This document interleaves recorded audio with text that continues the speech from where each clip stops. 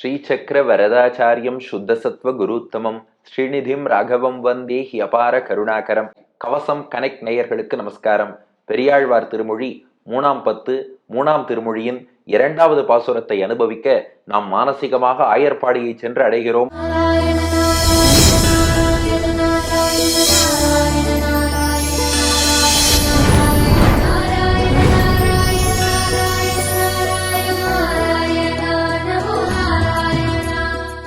மாடு மேய்ச்சிட்டு கண்ணன் திரும்பி வந்துட்டான்.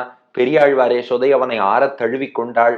முதல் பாட்டுல இந்த உலகத்திலேயே உன்னை போல நல்ல பிள்ளையை பெற்ற தாய்னா நான் ஒருத்தி தான், என்னை போல வேற யாரும் கிடையாது என்று சொன்னவள் 2ஆம் பாட்டுல என்னை போல கல் நெஞ்சக்காரி உலகத்துல கிடையாதுன்னு புலம்பினா. கண்ணன் பார்த்தான், என்னமா சொல்றேன்னா. பெரியாழ்வார் யசோதை பதில் சொல்றா, ஏண்டா இவ்வளவு அழகான குழந்தை நீ, உன்னை ஜம்முன்னு படுக்க வச்சு 2 புறமும் உனக்கு சாமரம் வீசி அழகா குழு குழு குழு குழு குழுன்னு தூங்கின்னு இருக்க வேண்டிய குழந்தை, அப்படிப்பட்ட உன்னை போய் நல்ல உச்சி வெயில்ல கையில குச்சியை கொடுத்து கண்ணுக்குட்டிகளை மேய்ச்சுவான்னு அனுப்பினேனே, வேற எந்த தாய்க்காவது இதுக்கு மனசு வருமா? நீ ஸ்ரீரங்கத்தில் எப்படி பள்ளி கொண்டு இருக்கிறாயோ, 2 பக்கம் 2 காவிரி, வடதிரு காவிரி தென்திரு காவிரி, நடுவுல பார்த்தா சோலைகள், வண்டினம் முரலும் சோலை, மயிலினம் ஆளும் சோலை, கொண்டல் மீதனவும் சோலை, குயிலினம் கூவும் சோலை, அண்டர்கோன் அமரும் சோலைன்னு ஸ்ரீரங்கத்துல மதுரமா வண்டு பாட மாமையில் ஆடும்படி நீ பள்ளி கொண்டு ஆனந்தமா வண்டு கச்சேரி பாட மயில் நாட்டியம் ஆட காவிரி குளிர்ல அப்படியே சோலைகள்லேருந்து கமகமன் நறுமணம் வீச அப்படி பள்ளி கொண்டு இருக்க வேண்டிய உன்னை போய் இந்த நெருஞ்சி முள் காட்டுல கண்ணுக்குட்டி பின்னாடி உச்சி வெயில்ல அனுப்பினா தப்பு தானடா. என்ன போல கல்நெஞ்சக்காரி யார் இருப்பாங்கிறா? அதுதான் 2வது பாசுரம். வாருங்கள் அனுபவிப்போம். கன்னினன் மாமதிள் சூழ்தரு பூம்பொழில் காவிரி தென் அரங்கம் மன்னிய சீர் மதுசூதனா கேசவா பாவியேன் வாழ்வு உகந்து உன்னை இளங்கன்று மேய்க்கச் சிறுகாலே ஊட்டி உருப்படுத்தேன் என்னின் மனம் வலியாள் ஒரு பெண் இல்லை என் குட்டனே முத்தம் தா. கன்னினன் மாமதிள் சூழ்தரு பூம்பொழில் காவிரி தென்னரங்கம் மன்னிய சீர் மதுசூதனா கேசவா பாவியேன் வாழ்வுகந்து உன்னை இளங்கன்று மேய்க்கச் சிறுகாலே ஊட்டி உருப்படுத்தேன் என்னின் மனம் வலியாள் ஒரு பெண் இல்லை என் குட்டனே முத்தம் தா என்பது பாசுரம். பெரியாழ்வார் யசோதை சொல்றா, நீ ஸ்ரீரங்கத்துல எவ்வளவு அழகாக பள்ளி கொண்டிருக்கிறாய்.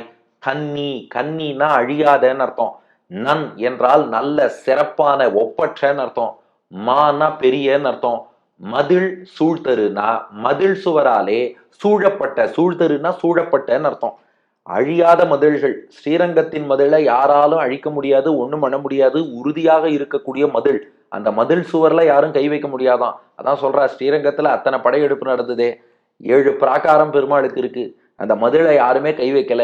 ஏன்பான்னா பெரியாழ்வாருடைய வாக்கு பொய்க்காதே, கன்னி மதில்னு பாடியிருக்காரு. இதுக்கு மணவாள மாமுனிகளுடைய வியாக்கியானம் பாருங்க. கன்னி என்றால் அழிவில்லாததாய், இந்த மதில்களை யாராலும் அழிக்கவே முடியாது. அப்படி அழியாத மா ரொம்ப பெருசு.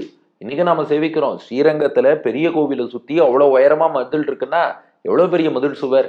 மா பெருசாவும் இருக்கு, நன் நல்ல மதில் சுவரம், உறுதியா இருக்கு, சிறப்பா இருக்கு, ஒப்பற்றதா இருக்கு. ஆக அழிவில்லாத சிறப்பான பெரிய மதில் சூழ்தரு, மதில்களாலே சூழப்பட்டது. இதை எதுக்கு சொல்லணும்னா, ஸ்ரீரங்கத்துல அவ்வளவு பாதுகாப்பா பள்ளி கொண்டு இருக்கும் நீ இங்க ஆயர்பாடிக்கு வந்தா எதுல அசுரன் இருக்கானே தெரியல. திடீர்னு பூத்தனைன்னு ஒருத்தி வரா, மாட்டு வண்டிக்குள்ள சகடாசுரன்கிறான், புயல் காத்துல திருநாவர்த்தன்கிறான், கண்ணுக்குட்டி வடிவத்துல வத்சாசுரன்கிறான், விளாம்பழ வடிவத்துல கபித்தாசுரன்கிறான், ஆயர் சிறுவன் வடிவத்துல பிரலம்பாசுரன்கிறான், குதிரை வடிவத்துல கேசி அசுரன்கிறான். ஐயோ, இது ஒண்ணுமே புரியலையே, இப்படிப்பட்ட இடத்தில் இருக்கிறாயே.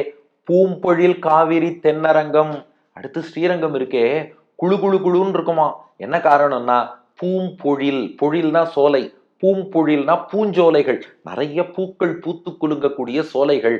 அந்த சோலைகள் நிறைய இருப்பதனால ஸ்ரீரங்கம் சும்மா ஏர் கண்டிஷனர் போட்ட மாதிரி குழு குழுன்னு குளிர் சாதனம் போல உனக்கு குளிராக இருக்கும். அந்த சோலைகள் வாடாம இருக்கணும். இப்போ சோலை வாடி போயிடுத்துன்னா அந்த நறுமணம் குளிர்ச்சி வராது. வாடாம இருக்க காவிரி தென்னரங்கம், காவிரி நதி பாஞ்சுட்டே இருக்கு, காவிரியினாலே எல்லா வளங்களும் ஸ்ரீரங்கத்துல இருக்கு. காவிரி தந்த வளத்தாலே பூம்பொழில், அந்த சோலைகள்லையும் பூ பூத்து இருக்கு. அப்ப எல்லாமே அங்க பர்ஃபெக்ட். காவிரியும் குடுகுடுன்னு ஓடின்னு இருக்கு, காவிரி தந்த வளம் சோலைகள்லயும் பூ பூத்து குலுங்கிறது. சோலைகள்ல பூ பூத்து குலுங்குவதோடு இல்லாமல் பாதுகாப்புக்கு மதில் சுவரும் நன்னா இருக்கு. அப்படிப்பட்ட ஸ்ரீரங்கத்தில் இருக்கக்கூடிய நீ தென் அரங்கம், தெற்கே உள்ள ஸ்ரீரங்கம், தென் திசைக்கு பெருமை சேர்க்கும் ஸ்ரீரங்கம். ஆனா இங்க வடதிசை என்னாச்சுன்னா பூம்பொழில் காவிரி இல்ல, இங்க யமுனை கரையில என்னதான் அங்கங்க வளங்கள் இருந்தாலும் கூட இந்த நெருஞ்சி முழுக்காடெல்லாம் நிறைய இருக்கு. அந்த பக்கமா நீ போகிறாயே, அப்ப எனக்கு எவ்வளவு வருத்தமா இருக்கும். மன்னிய சீர் மதுசூதனா, மன்னிய என்றால் நிலை கொண்டேன்னு அர்த்தம். தென்னரங்கம் மன்னிய சீர், தென்னரங்கம் என்ற ஸ்ரீரங்கத்திலே மன்னியனா நிலைத்திருக்கக்கூடிய, சீர் என்றால் மங்கள குணங்கள் நிறைந்தவனேன்னு அர்த்தம். ஸ்ரீரங்கத்துல ஒரு உறுதியோடு, மன்னினா நிலைத்து உறுதியோடு பள்ளி கொண்டிருக்காருன்னு அர்த்தம். என்ன உறுதினா கடைசி ஜீவாத்மாவை வைகுண்டம் அழிச்சுன்னு போற வரைக்கும் இந்த இடத்துல இருந்து நகர மாட்டேன்னு மன்னிய உறுதியோடு இருக்கக்கூடிய சீர் மங்கள குணங்களை கொண்டவனே. அது என்ன மங்கள குணங்கள்னா அதான் மதுசூதனா கேசவா. மதுசூதனன் கேசவன்கிறதான் ரெண்டு மங்கள குணமா. இதுல என்ன மங்கள குணம் இருக்குன்னா அடியார்களின் எதிரிகளை அழிப்பது ஒரு மங்கள குணம், அடியார்கள் அனுபவிக்கும் போது இனிமையாய் இருப்பது இரண்டாவது மங்கள குணம். இந்த ரெண்டும் எங்க இருக்குன்னு பாருங்க. மதுசூதனா, மது என்ற அசுரனை அழித்தவனே. மதுன்னு ஒரு அசுரன் பிரம்மாட்டேந்து வேதத்தை திருடின்னு போனா, ஹயக்ரீவரா குதிரை முகத்தோடு அவதாரம் பண்ணி பெருமாள் அவனை அழித்தார். மதுவை அழித்தது போல் நமக்கு ஏற்படக்கூடிய கஷ்டங்களை அழிப்பவன், அதான் மதுசூதனன். கேசவா, கேசவன் என்றால் அழகான கேசபாசத்தோடு கூடியவன், அடியார்கள் அனுபவிப்பதற்கு இனிமையான அந்த கேசபாசத்தோடு கூடியவன். கேசம்னு மட்டும் இல்ல, அது ஒரு உபலட்சணம். இது போல திருமேனி முழுக்க அடியார்கள் அனுபவிப்பதற்கு ஆனந்தமாக இனிமையாக இருக்கும். ரெண்டு குணம் வந்துருத்தா, அதான் மன்னிய சீர் மதுசூதனா கேசவா. எப்போதும் நிலைத்த நற்குணங்களோடு ஸ்ரீரங்கத்தில் நிலைத்து எழுந்தருளி இருக்கிறாய். மதுசூதனனாக எங்கள் விரோதிகளை அழிக்கிறாய், கேசவனாக நாங்கள் அனுபவிப்பதற்கும் இனிமையாக இருக்கிறாய். இப்படிப்பட்ட உன்னை ஸ்ரீரங்கத்துல ஆனந்தமாக அப்படி உபய காவிரி மத்தியில சோலைகள் மனம் கமழ குளிர்ச்சியாக இருக்க, மதில் சுவர் பாதுகாப்பாக இருக்க, அடியார்களுக்கு மதுசூதனன் கேசவன் மங்கள குணம் காட்டிக் கொண்டிருக்கும் உன்னை பாவியேன் வாழ்வுகந்து. பாவியேன், இந்த பாவி இருக்கேனே கண்ணுக்குட்டி பின்னாடி அனுப்பிட்டேன். கிருஷ்ணனும் பார்த்தான், ஆமாம்மா ஏன் என்ன கண்ணுக்குட்டி பின்னாடி அனுப்பினேன்னு கேட்டான். வாழ்வு உகந்து, வாழ்வுனா ஜீவனம்னு அர்த்தம், வேற ஒண்ணும் இல்ல. பொழப்புக்காகன்னு சொல்றோம் இல்லையா, ஏன்பா அங்க போய் வேலை பார்க்கறேன்னா எல்லாம் வயத்து பொழப்புக்காக, இதுதான் வாழ்வு. வாழ்வுனா பிழைப்பு, ஜீவனம்னு அர்த்தம். வாழ்வு உகந்துன்னா ஜீவனத்தை விரும்பி. நம்மெல்லாம் ஆயர் குலத்துல பிறந்துட்டோம், நமக்கு தர்மம் மாடு மேய்ப்பது. நீ மாடு மேய்க்க கத்துண்டாதானா நாளைக்கு பொழைக்க முடியும், உழைக்க முடியும், சாப்பிட முடியும். அந்த வயத்து பொழப்புக்காக சின்ன வயசுல இருந்து நீ மாடு மேய்ச்சி பழகினா நல்லா இருக்குமேன்னு பாவியேன், இந்த பாவிதான் வாழ்வு உகந்து. உனக்கு எதிர்காலத்துல வாழ்வு நன்னா இருக்கணும், ஃபியூச்சர் எல்லாருக்கும் சொல்றோம் இல்லையா, ஃபியூச்சர் நன்னா இருக்கணும், நன்னா படின்னு. அது போல எதிர்காலத்துல நீ ஒரு சிறந்த ஆயனாக வரணும், நன்னா மாடுகள் எல்லாம் மேய்க்கணும், நல்ல மாடுங்கிற செல்வத்தோடு இருக்கணும். அதுக்காகத்தாண்டா உன்னை அனுப்பி வச்சேன். ஆனா உன்னை, இவ்வளவு மென்மையான உன்னை, காவிரி கரையில பள்ளி கொண்டிருக்க வேண்டிய உன்னை, சோலைகள் மனம் கமிழும் இடத்தில் குளிர்ந்திருக்க வேண்டிய உன்னை, மதில் கட்டி பாதுகாக்க வேண்டிய உன்னை, மன்னி நிலைத்திருந்த அடியாருக்கு அருள் புரியும் உன்னை, மங்கள குணங்களை வடிவெடுத்த உன்னை, அடியார்களின் எதிரிகளை அழிக்கும் உன்னை, கேசவனாக அடியார்களுக்கு இனிமையாக இருக்கும் உன்னை இளங்கன்று மேய்க்க. வெறும் கண்ணுக்குட்டி பின்னாடி அனுப்பினா பரவாயில்ல, இளம் கன்று, கன்றுனாலே இளமையான மாடுதான். இளம் கன்றுன்னு சொல்லிட்டா இளங்கன்று பயம் அறியாது, ரொம்ப ரொம்ப இளமையான மாடு, அது பாட்டுக்கு துள்ளி குதிச்சு கண்ட இடமெல்லாம் ஓடி திரிஞ்சுட்டே இருக்கும். அப்படிப்பட்ட கன்று குட்டிகளை மேய்க்க. நீங்க மணவாள மாமுனிகளுடைய அழகான உதாரணம் பாருங்க. எதுக்கு வெறும் கன்றுன்னு சொல்லாமல் இளங்கன்று என்று சொன்னாள் என்றால், மாமுனிகள் வியாக்கியானம் பண்ணி காட்டுறார், இவ்வலைச்சலுக்கெல்லாம் ஆளல்லாத உன்னை, அள்ளி உண்ண அறியாத உன்னை போலே பறித்து கசக்கி தீர்த்த வேண்டும்படியான இளங்கன்றுகளை மேய்க்கும்படியாக. நீயும் அந்த கன்றுக்குட்டிகளும் ஒரு வகையில ஒண்ணுப்பா. நீயோ இளம் சிறுவன், சிறுவன்னாலே சின்ன பையன், இளம் சிறுவன்னா ரொம்ப சின்ன பையன், கன்றுனாலே சின்ன மாடு, இளங்கன்றுனா ரொம்ப சின்ன மாடு. இவா ரெண்டு பேருக்கு என்ன ஒற்றுமை அப்படின்னா, கண்ணனுக்கு தானா எதுவும் எடுத்து சாப்பிட தெரியாதான், பெரியாழ்வார் யசோதை எடுத்து ஊட்டி விடணுமா. அப்படியா? அவர் வீடு வீடா வெண்ணெயெல்லாம் திருடி சாப்பிட்றாரேனா, அது சில குழந்தைகள் சொல்லும், அன்ஹெல்தி ஃபுட்டுனா நானே எடுத்து சாப்பிட்டுருவேன், ஹெல்த்தி ஃபுட்டுனா அம்மா ஊட்டி விட்டாதான் சாப்பிடுவேங்க. அது போல இந்த திருடி சாப்பிட்றதெல்லாம் அவனே பண்ணிடுவான். ஆனா சாப்பிட வேண்டிய நேரத்துல எது சாப்பிடணுமோ அதை அவனா சாப்பிட தெரியாதான். பெரியாழ்வார் யசோதை பார்த்து அவனுக்கு பக்குவமா பிசைஞ்சு ஊட்டி விட்டாதான் சாப்பிடுவானா. அது போலதான் இளங்கன்றுங்கிறது இருக்கே, மற்ற மாடெல்லாம் அந்த வயல்ல கொண்டு போய் விட்டா போறோம், அல்லது மேய்ச்சல் நிலத்துல கொண்டு போய் விட்டா போறோம், அதுவே பார்த்து தேர்ந்தெடுத்து சாப்பிட்டுடும்.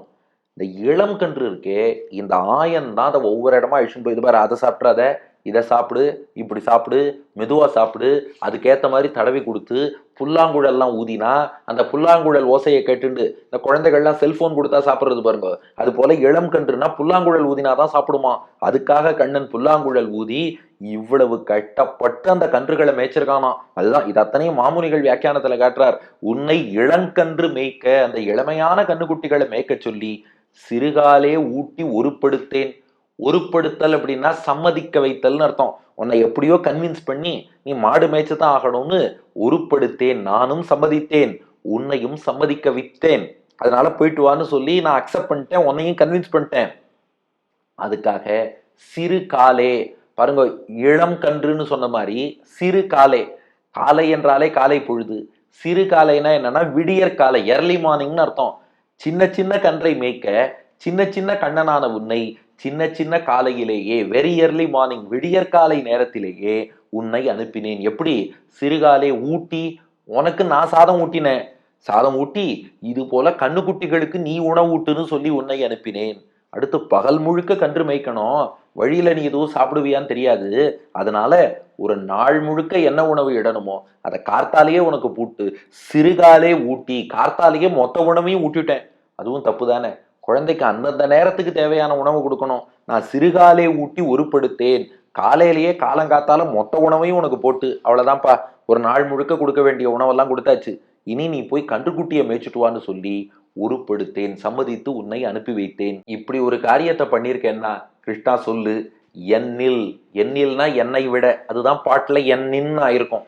என்னில் என்னை விடவும் மனம் வலியாள். மனம் வலியாள் அப்படின்னா இந்த இடத்துல கல் நெஞ்சக்காரின்னு அர்த்தம். பொதுவா வலியாள் அப்படின்னா நெஞ்சம் ரொம்ப ஸ்ட்ராங்கா இருக்குன்னு அர்த்தம்.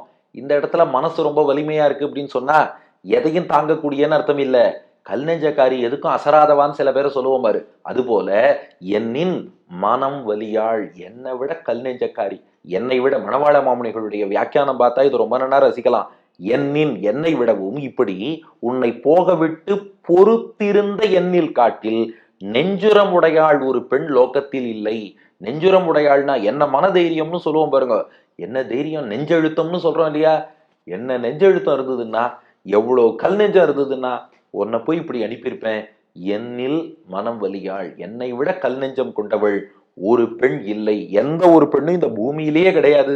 என் குட்டனே, க்ஷமிச்சுக்கூடா கிருஷ்ணா, தெரியாம உன்னை அனுப்பிட்டேன், இனிமே உன்னை மாடு மேய்க்கவே அனுப்ப மாட்டேன். என் குட்டனே, குட்டன்னா குழந்தைன்னு அர்த்தம். என் குட்டனே, என் குழந்தை ஓடிவா, முத்தம் தா. அம்மா கிட்ட ஒன்னும் கோச்சிக்கலையே, அம்மாட்ட கோச்சிக்கலைங்கிறதுக்கு அடையாளமாக முத்தம் தா, எனக்கு ஒரு முத்தம் கொடுடா. அம்மா மேல எதுவும் கோவமா, தெரியாம உன்னை அனுப்பிட்டேன், நாளையிலேருந்து அனுப்ப மாட்டேன், நீ அம்மா செல்லம் தானே, அதை உணர்த்தும் விதமாக, நீ அம்மா குழந்தைன்னு காட்டும் விதமாக ஆசையோடு வந்து எனக்கு ஒரு முத்தம் தா என்று அழைப்பது 2வது பாசுரம். கன்னினன் மாமதிள் சூழ்தரு பூம்பொழில் காவிரி தென் அரங்கம் மன்னிய சீர் மதுசூதனா கேசவா பாவியேன் வாழ்வு உகந்து உன்னை இளங்கன்று மேய்க்கச் சிறுகாலே ஊட்டி உருப்படுத்தேன். என்னின் மனம் வலியாள் ஒரு பெண் இல்லை, என் குட்டனே முத்தம் தா.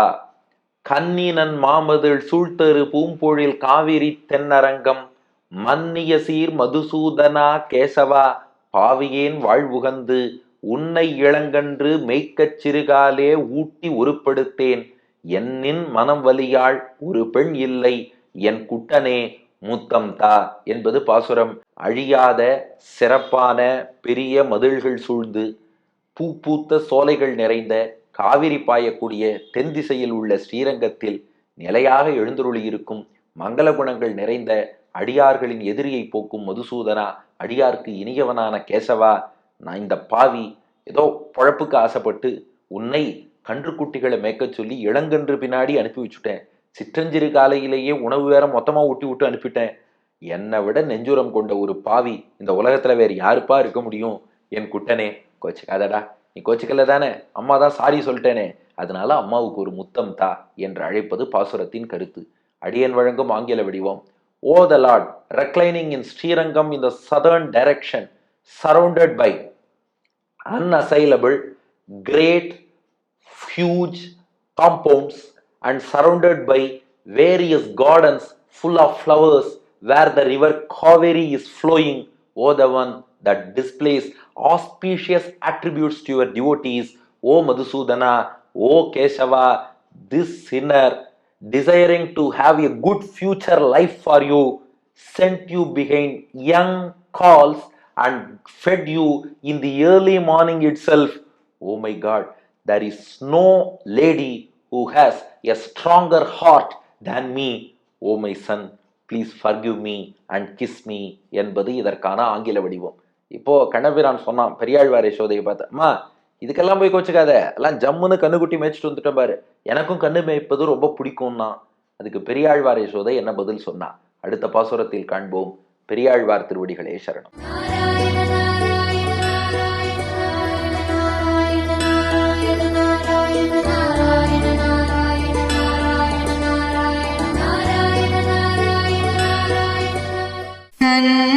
நன்மாமதில் சூழ்தரு பூம்பொழில் காவிரி தென்னரங்கம் மன்னிய சீர்மது சூதனா கேசவ பாவியேன் வாழ்வுகந்து கன்னி நன்மாமதில் சூழ்தரு